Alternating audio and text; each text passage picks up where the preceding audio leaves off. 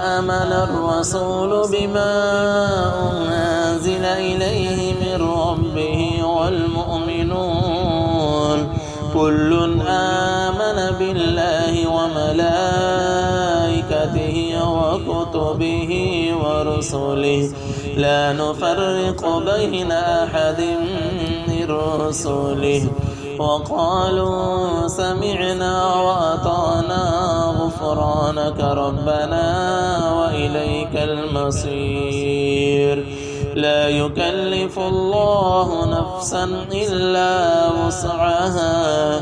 لها ما كسبت وعليها ما اكتسبت ربنا لا تؤاخذنا إن نسينا أو أخطأنا ربنا ولا تحمل علينا إصرا كما حملته على الذين من قبلنا ربنا ولا تحملنا ما لا طاقة لنا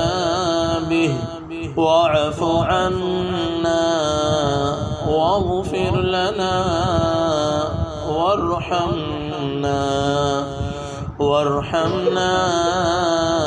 أنت مولانا